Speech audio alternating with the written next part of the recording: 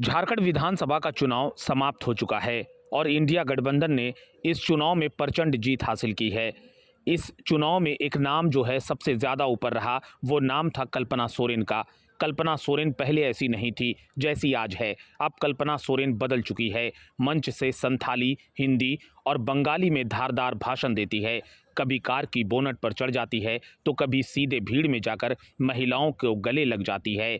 उनकी सहज भाव भंगिमाएं लोगों में जुड़ाव पैदा कर रही है। कल्पना अपने भाषण में हमेशा तीर धनुष की बात करती थी। अगर ये अन्य सहयोगी दलों के लिए सभा करती थी तो कभी पार्टी के सिंबल की बात करती थी। हर जगह जनता में उत्साह बढ़ाने के लिए वो ये ज़रूर पूछती थी, यहाँ क्या चल रहा है।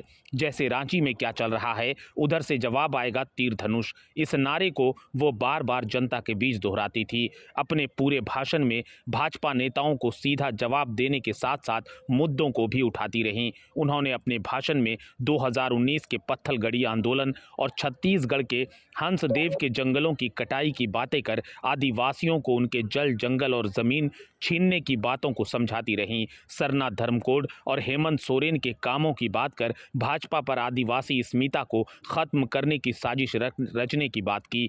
ओबीसी आरक्षण के दायरे को बढ़ाने और 1932 खतियान की बातें भी अपने अंदाज में की।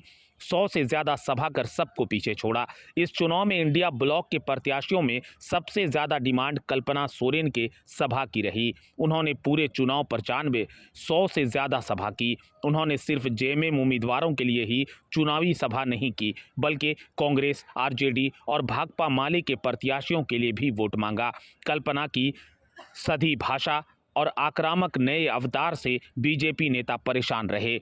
उनके कद का झारखंड बीजेपी में कोई ऐसी महिला नेता नहीं है